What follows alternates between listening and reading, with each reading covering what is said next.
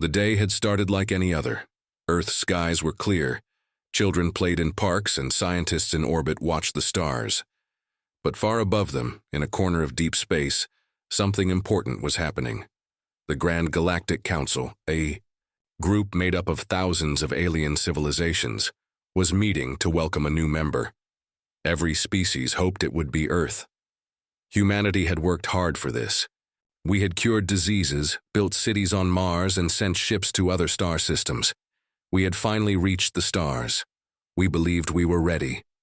But the message that came shocked the world. It was short and cold. The Council has reviewed Earth's progress. No seat will be offered at this time. The screen went black. People stared at the news in silence. Some cried. Some got angry. For years, we had watched as other younger species were accepted into the Council. Some of them still used swords and fire. Others couldn't even travel between stars without help. And yet, they got a seat. But Earth was told it wasn't ready. In one of the largest space stations orbiting Earth, Commander Rhea stood in front of her team. Her eyes were calm, but her hands were clenched behind her back. She was one of the few humans who had actually spoken with alien ambassadors.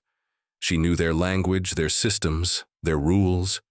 She also knew their fear. They are not ignoring us because we are weak, she said quietly. They are ignoring us because we are strong, because they know what we might become. No one in the room spoke. They knew she was right. Earth wasn't rejected for being behind. It was left out because the Council didn't want to be challenged. The Council didn't want Earth to have a voice. And so, they denied us. Across the planet, people reacted. Some demanded war, others begged for peace. Some said we should wait and try again later. But Commander Rhea had a different idea.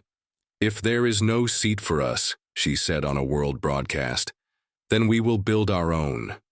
A throne not just for Earth, but for every species that was ever silenced. Her words reached every corner of the planet. On the icy plains of Europa, engineers stopped drilling and looked up. In the deserts of Mars, miners paused their machines. In the orbiting colonies, children repeated her words. We will build our own throne. It was more than just pride. It was about justice, about standing tall when others tried to push you down. The Council had made one mistake. They had united humanity with a single insult. Commander Rhea gathered the best minds of Earth.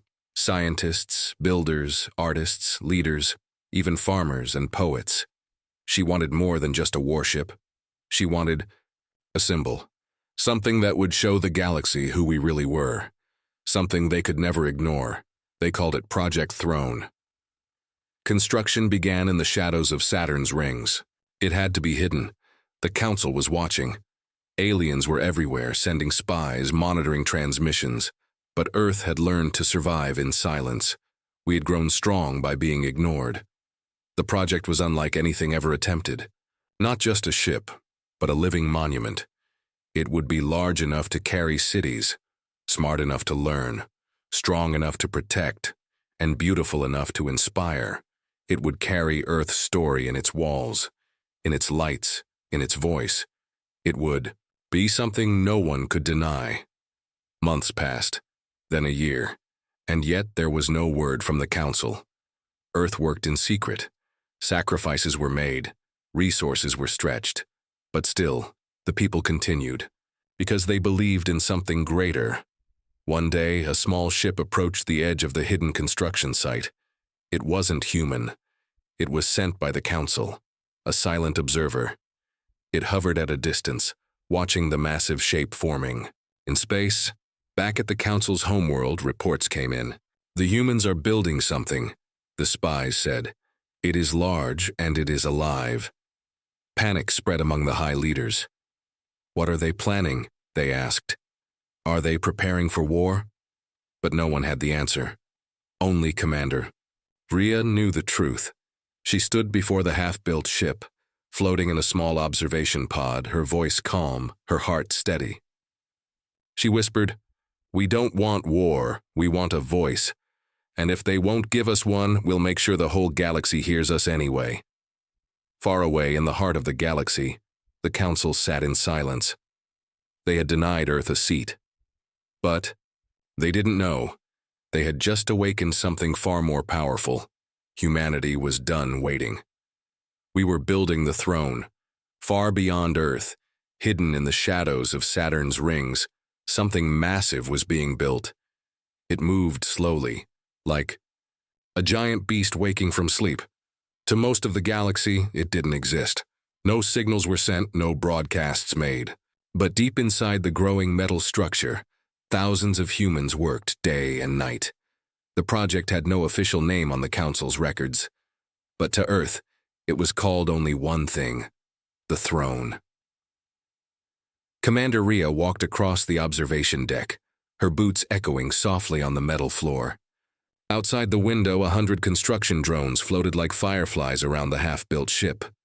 She watched them work, eyes sharp. This was her vision. Her answer to silence. Her answer to being denied. The throne wasn't just a spaceship. It was something new. It had no model, no blueprint. It was being designed as it was being built. Its shape shifted as new ideas were added. Sometimes it looked like a massive blade, other times like a floating city. But the core idea remained the same. It had to be unforgettable. Down below, inside the core levels, teams of scientists were testing a new kind of engine, one that used gravity itself as fuel. They called it pulse drive, and it could take the throne anywhere in seconds, even into the heart of the Council's space. "Commander," a young engineer said through her headset, "we've completed the first internal AI test. The system called itself Justice." Rhea smiled. It was perfect. The ship wasn't just metal and wires anymore. It was beginning to think. It was beginning to feel. News of Earth's silence had reached other ignored species too. On the distant moon of Velar, a race called the Creel had also been denied a seat. Their science was advanced, but their appearance frightened the Council. They had 4 arms, glowing eyes, and skin like stone. No one trusted them. Until now. The Creel sent a secret message to Earth. "We hear your voice. We wish to stand beside you." More messages came, from insect-like beings on the planet Selku, from bird-like creatures on the burning world of Pyra, species that had been called unfit, wild, or unworthy. But now they had hope, and that hope was Earth. Commander Rhea didn't turn them away. "This throne," she said, "is not just for humans, it's for everyone who is told they don't belong." The galaxy didn't notice at first. The Council was busy. Political games, trade deals, and endless debates filled their days. They believed Earth had gone quiet, that we had accepted our place as outsiders. But they were wrong. A few Council members began to worry. A probe they had sent to Saturn had vanished. A trade ship flying near Earth space reported seeing something, huge, dark, and glowing with blue light. But when they tried to scan it, their systems failed. One alien admiral demanded answers. "What are the humans building out there?" The Council leader, a tall, golden-skinned being named Voratul, simply replied, "They build because they were hurt, but soon they will stop. They always stop." But Earth didn't stop. Inside the throne, giant halls were being shaped. Not for weapons, but for voices. Chambers that would allow every species to speak. The ship would carry more than guns. It would carry freedom. And for the first time, all those forgotten by the Council would have a place. Still, danger was growing. An alien spy, disguised as a traitor, slipped past Earth's outer patrols. He attached a hidden camera to a drone and sent it toward the throne. It passed through a ventilation pipe, past layers of steel and light. Then it saw the heart of the ship, a glowing orb of energy, beating like a heart. The spy gasped. "It's alive," he whispered. Before he could escape, Earth's defenses detected him. His ship was disabled and he was captured. But the footage had already been sent back to the Council. Panic spread like fire. "They've built something dangerous," one Council member said. "They've created a weapon," said another. But one old alien, wise and quiet, said, "No. They've built something greater, something we should fear. because it stands for what we buried long ago, truth. Back at the construction site, Commander Rhea stood in the command chamber. The core of the ship pulsed softly behind her. Glowing blue. She knew the Council was watching now. The silence was broken. But it didn't matter, because Earth had already made its choice. We wouldn't wait for permission. We wouldn't ask to sit at their table. We were building our own. And this time, they would be the ones watching. The message came without warning. It was not polite, it was not kind, it was a threat. Cease all construction. Disband Project Throne. Any further progress will be seen as a declaration of war. The words flashed across every major Earth space station. The seal of the Grand Galactic Council glowed behind the message, 12 stars in a circle. For centuries, that symbol had brought fear. It meant control, power, silence. Commander Rhea didn't flinch. She stood in the main command room aboard the half-complete throne, her eyes cold, her hands folded behind her back. Engineers and officers waited for her response. The warning had spread fast. People were scared. Earth had no fleet strong enough to match the Council's armada. We had just one ship, one hope, but Rhea didn't hesitate. "Play the reply," she ordered. A camera blinked on. Rhea looked directly into it. "To the Grand Council," she said, her voice calm but firm. "You denied our seat. You denied our voice. Now you wish to deny our future." She stepped aside and revealed the throne behind her. Massive engines glowing, armor plates shining with Earth's blue and silver. Lights pulsed like a heartbeat. "We are not building a warship. We are building a voice that you tried to silence, and we will finish it." She paused, then added, "You are free to be afraid, but you will never again make us feel small." The message ended. Silence followed. Then cheers. Across the solar system, humans watched her speech. In space stations, moon colonies, and Mars domes, people clapped and cried. Even Earth's surface cities lit up with pride. Children painted the throne on school walls. Soldiers volunteered to defend it. Scientists offered new designs. The project, once secret, was now a global mission. But the Council wasn't clapping. Deep inside the Nabari sector, in the Council's Golden Hall, leaders from 1,000 species argued. "They're building rebellion," one shouted. "They're spreading dangerous ideas," said another. A few tried to calm the room. "They haven't attacked anyone. They've broken no law." But fear was stronger than logic. One admiral, a tall, shadowy being from the warlike Drovek species, slammed his clawed hand on the table. "If Earth wants to build a throne," he growled, "we'll show them how quickly it can be torn down." And so they sent ships, not a full fleet, just a warning squad, 10 destroyers, sleek and deadly, flying toward Saturn's rings. Back at the throne, alarms rang. "Unidentified Council warships entering range," a tech officer said. "Commander." Rhea remained calm. She opened a channel. "This is Earth Vessel Throne. You are approaching a peaceful construction zone. Do not come closer." The warships didn't answer. They moved forward. Rhea gave no order to fire. Instead, she activated the throne's newest defense, a barrier system powered by gravity waves.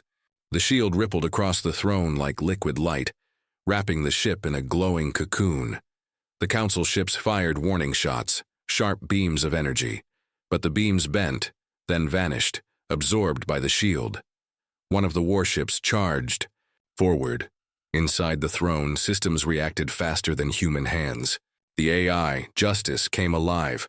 A beam of blue energy burst from the throne, not to destroy but to disable. It shut down the attacking warship's engines, weapons, and lights in seconds. The ship drifted, powerless. The others stopped. Then, Justice spoke, its voice deep, human, but larger somehow. "This is not war," it said. "But if you try to hurt us, we will make sure you never forget the pain." The Council ships turned around. The message was clear. Earth was not alone anymore. In the days that followed, more species reached out. The Creel offered their engineers. The Selku sent rare metals. Even a council member species secretly sent data on faster shields. A quiet rebellion had begun, not with weapons, but with hope. Back in her quarters, Rhea sat by the window, looking at the stars. The throne's lights reflected in her eyes. "We didn't want this fight," she whispered. "But maybe we were chosen for it." Justice spoke again, soft this time. "They are afraid, Commander, not of our weapons, but of our will." Rhea smiled. "Good. Let them be afraid." Outside, the throne kept growing, taller, stronger, brighter. Humanity had been warned, but we didn't back down. We answered with something they couldn't stop. A message of strength. A voice they couldn't silence, and deep in space, others were listening. The final bolts were locked into place. The lights on the hull came to life, blue, white, and gold. The engines hummed with silent power. After years of building, testing, and sacrifice, the throne was no longer a project. It was real. It was ready. Far above Saturn, it floated like a giant sword in the sky. No ship in the galaxy looked like it. Its body was sleek and sharp, shaped like a massive winged crown. Towers rose from its surface like the tips of a castle. Symbols of Earth and the other forgotten species glowed across its armor. Inside the control room, Commander Rhea stood quietly. Around her, the crew prepared for launch. Justice, the ship's AI, whispered softly through the speakers, guiding them all. It was more than a machine now. It was part of the ship. It could learn. It could think, and it had chosen to protect. "All systems ready," said the lead engineer. "Engines online," added another. Rhea took a deep breath. Then she spoke. "Send the signal. Let the galaxy see what we've built." All at once, satellites, drones, and long-range beacons lit up across space. A live signal was sent in every direction. Every corner of the galaxy, every planet, every space station, even the Council's homeworld, received the same broadcast. The screen flickered to life. It showed the throne rising from Saturn's orbit, glowing like a newborn star. Then Rhea's voice filled the stars. "To the Grand Council and to every species watching," she said calmly, "you told us we had no seat. You told us to wait, to be quiet, to stay small. But we have built something greater than a seat. We've built a future." The camera showed the full ship now, spinning slowly in space. Its design was beautiful and terrifying. Some said it looked like a palace, others like a weapon. But no one could deny it was powerful. "This ship is not just ours," Rhea continued. "It belongs to every voice you ignored, every world you dismissed, every being you left behind." Behind her, on the screen, flags of Earth, the Creel, the Selku, and others waved inside the ship's great hall. Not painted, not projected. Real cloth made by hand, lit by soft light. "We name this ship Sovereign." The name echoed across space. It meant power, independence, freedom. "We do not seek war," Rhea said, "but we will no longer kneel. If you want peace, speak to us. If you want respect, show it. But if you threaten us again, we will not run. We will stand." Then the screen showed the Sovereign's engines flare bright. The ship moved forward, slow, steady, unstoppable. On distant worlds, people stared at the broadcast in silence. On Earth, families cried with joy. Children pointed at the screen and whispered, "That's ours." On the Creel homeworld, four-armed elders lifted their heads with pride. "They remembered us," one said. On council planets, reactions were mixed. Some were shocked, others afraid. Many were angry. Inside the Grand Council chamber, voices rose in panic. "They've built a weapon," shouted one. "This is a declaration of rebellion," yelled another. But the oldest council member, a being made of living crystal, simply said, "They've built hope, and that is the most dangerous thing of all." The council wasted no time. A secret meeting was held. In the cold dark of space, dozens of warships were pulled from storage. Crews were trained. A fleet was formed. "They want to be seen as equals," growled the Drovek admiral. "Then let them face us like equals." Back on the Sovereign, Rhea knew the silence from the council meant only one thing. "They're coming," she said. Justice replied, voice calm as ever. Then we will welcome them. The Sovereign turned its sensors toward deep space. Lights danced across its hull. Shields pulsed. Weapons remained quiet but ready. The throne was no longer a dream. It was real, and humanity had made its choice. We would not beg for a seat, we had built our own, and now we were waiting. The silence before the storm was heavy. In the cold dark near Jupiter, the Sovereign floated like a sleeping giant. Its lights pulsed slowly. Its shields stayed active, but calm. Inside, the crew was ready. They knew what was coming. Commander. Rhea stood at the front window of the bridge. The stars looked peaceful, but she could feel the tension in the air. Then it happened. Multiple warp signatures detected, said Justice, the ship's AI. They are not allies. One by one, flashes of blue and red light appeared across space. The Council's full fleet had arrived. 50 warships, 10 carriers, hundreds of drones. The sky filled with steel, flame, and anger. The largest ship, a black fortress with golden wings, sent a message. This is High Admiral Krovek of the Grand Council. You have violated our command. Surrender the Sovereign. Power down. Prepare to be boarded. Rhea said nothing at first. She looked at her crew, scientists, engineers, soldiers from Earth and other allied species. None looked afraid. All waited for her word. Justice, she said. Open the channel. She faced the camera again. Calm. Clear. You see this ship, she said. And you think it's a threat. But we didn't build it to fight you. We built it because you left us no voice. You ignored us. You stepped on us. You told us we didn't belong. Now we're here. Krovek's reply came fast and angry. If you fire even once, we will destroy you. Rhea didn't blink. We won't fire first. Then she gave the order that changed everything. Project Beacon, begin. The crew moved at once. The Sovereign's lower hull opened, and small silver pods launched in every direction. Each carried a message, a beacon coded in every major language across the galaxy. It held Earth's story, the story of those rejected. It showed the build of the Sovereign, the pain of being denied, the hope of unity. As the pods spread out, ships from neutral species began picking them up. On trade stations, refugee camps, and border worlds, people saw the message. They watched Rhea speak. They saw humans standing beside Creel, Selku, and other outcasts. And they saw the Council's warships blocking the sky. One small ship, a cargo freighter, moved between the fleets. This is Captain Lenu of the Karen people, a voice said, on the open channel. We were denied a seat too. We stand with Earth. Then another ship joined, and another. Soon over a dozen small ships formed a line between the Sovereign and the Council fleet. They were weak, unarmed, but they refused to move. Inside the Council command ship, Admiral Krovek growled, "Clear them." His officers hesitated. "They're civilians." "Then make them move." But before any weapon fired, the Sovereign changed. Panels opened. Light poured out. A deep humming filled the air, but it wasn't an attack, it was music.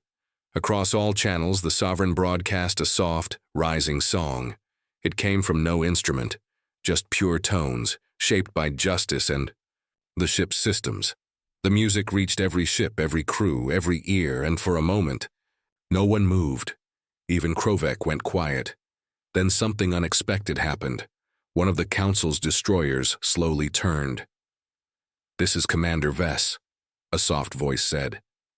"We joined the Council for peace, not this." Her ship moved out of formation and placed itself beside the Sovereign. The line was breaking. Krovek shouted orders, but more ships hesitated. Across the galaxy, the broadcast spread. People began protesting. Others celebrated.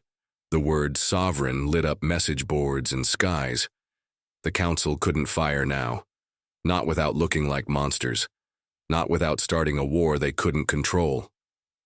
Back on the Sovereign, Rhea watched it all. She whispered, "We didn't have to shoot. We just had to be heard." Justice replied softly, "The galaxy is listening now."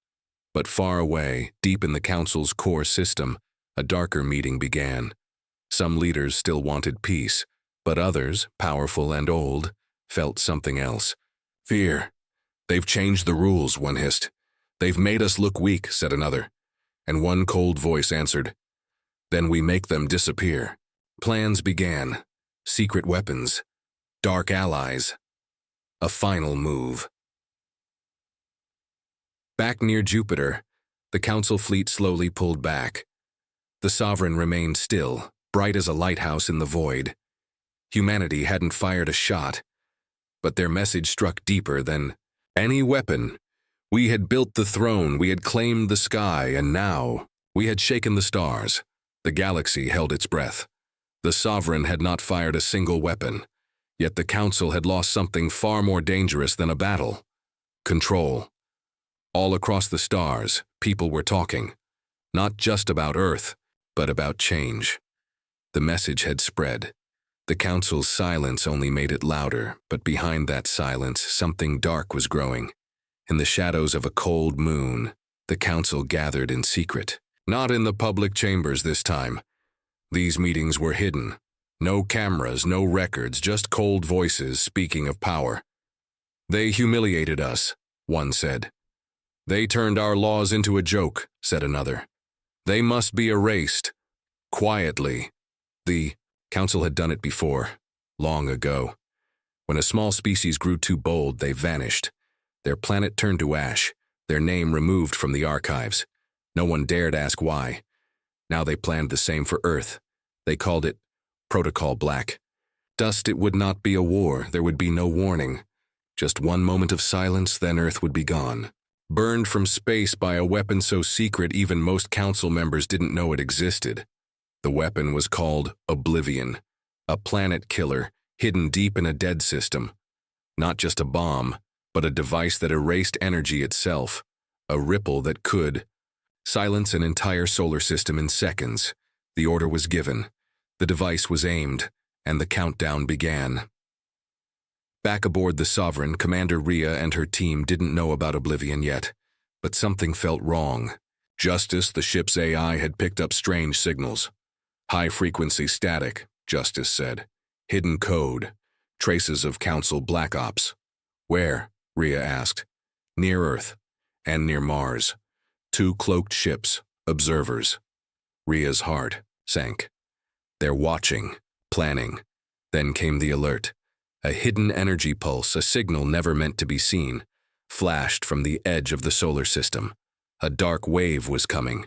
What is it? Asked the engineer. Justice answered, voice lower than usual, end-level weapon. Not meant to destroy ships, meant to destroy everything. The crew went silent. Rhea stepped forward. Can we stop it? Justice paused. Not alone. Rhea turned to the communication deck. Call our allies, all of them. Everyone who stood with us. Tell them Earth is about to die. The message went out, a simple call. The Council is erasing us. If we fall today, who is next? The response was fast, and louder than anyone expected. Dozens of ships jumped in from Allied space. Creel warships, Selku defense carriers, even small trade vessels and private fighters. They didn't come to attack the Council. They came to shield Earth. They built a wall of ships layer after layer around the planet. The Sovereign stood at the center, glowing like a sun. Its energy fields hummed to full power. Justice spoke again. We cannot stop the weapon, but we can protect the people. The plan was simple. Take the hit, survive, and expose the truth. Then, the wave came. Like a black tide, it moved through space, silent, deadly. As it reached the outer line of ships, systems began to flicker. Some lights went out. Metal twisted. But the shield wall held. The Sovereign flared bright, absorbing energy. And pushing back. Inside, every system screamed. Power levels dropped, but the core held strong. Justice whispered, still here. Then the wave ended. Silence. One by one, the ships came back online. The wall had survived. Earth had survived. The Council's secret weapon had failed. The galaxy exploded with noise. Proof of the attack was broadcast. Video, data, names, billions, watched as the truth came out. The Council had tried to erase Earth. Protests began across hundreds of worlds. Allies turned cold. Even Council members started to resign. In the Sovereign's command room, Rhea stared at the stars. "They wanted to end us," she said. "They ended themselves," someone whispered. Justice added, "Not yet, but the fall has begun." Now the galaxy wasn't just listening. It was choosing sides, and the Council was losing. The stars had changed. Once the Grand Council ruled them all. Their word was law, their silence meant power. But now that silence had become fear. The failed attack on Earth had exposed everything.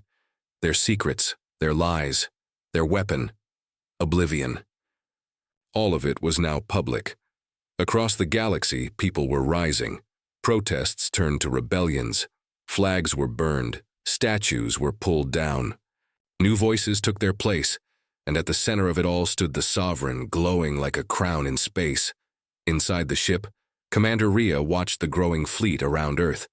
Ships from dozens of species had come, not to conquer, but to join. They didn't need the Council anymore. They wanted something new. Justice, the ship's AI, spoke softly. "Incoming message from 6 systems. They want Earth to lead the new alliance." Rhea sat down slowly. "They want us to lead?" "Yes," Justice replied. "They say you built the throne. Now they ask you to sit on it." Rhea didn't smile. Not yet. The weight of those words was heavy. Earth had been denied, pushed, away, attacked. But now everyone was watching to see what they would do with power. She called a meeting with her crew and allies, scientists, engineers, soldiers, even former enemies. They sat around a wide table aboard the Sovereign. No one wore medals. No one raised voices. Rhea stood and spoke. "We were never looking for a throne. We just wanted a voice. A seat at the table. But they burned the table," said Captain Lenu of the Karen people. "So we built a better one," Rhea said. There were nods all around. She continued, "We will not become what they were. We will not rule with fear. But we will not bow either. We'll protect the weak, stand with the forgotten, and remind the galaxy, no one decides who belongs except the people themselves." The room stood in agreement. The next day, a signal was sent to every world in the galaxy. It was short, honest, and clear. "From this day forward, the Sovereign Alliance stands. It is open to all who were denied, forgotten, or silenced. We do not take power. We share it. We do not erase history. We learn from it. And we do not ask for a seat. We build our own." The response was overwhelming. Thousands of planets sent messages of support. Small governments asked to join. Council spies began defecting. Even some council leaders asked for forgiveness, and were given it if they stepped down. But the Council wasn't finished. Their core world, Ulvar Prime, still stood strong. It was guarded by a fleet of elite ships. Their last command center, filled with angry old voices, refused to surrender. "They are children," one leader spat. "Earth is a mistake, we can still destroy them." But others were afraid. What if we're wrong? Then came the final message. The Sovereign, now joined by over 100 allied ships, jumped into orbit around Ulvar Prime. They didn't fire. They didn't shout. They simply stood, silent, glowing, unshaken. It was not a threat. It was a statement. "You don't get to choose who matters. You don't get to erase the future." That day, the Council crumbled. The people of Ulvar Prime turned on their leaders. The last weapons were shut down. The last orders ignored. The war never came. Because Earth didn't need one to win. Back home, people watched from rooftops and screens. The sky was calm. Children pointed at the Sovereign, shining like a new star. Humanity had done the impossible. They had turned rejection into unity, pain into purpose, and silence into a song heard across galaxies. In a quiet moment, Rhea stood alone at the observation deck of the Sovereign. She looked out at the stars, not as a soldier, not as a rebel, but as a human being. Justice spoke beside her. "You changed everything." Rhea shook her head. "We did, all of us. Together. Justice paused. What now? Rhea smiled for the first time. Now we lead. But we never forget where we started. No throne lasts unless it's built with all hands. The stars stretched on forever. But this time, humanity wasn't reaching for a seat. They were making room for everyone, and, for the first time in history, the galaxy belonged to all of them.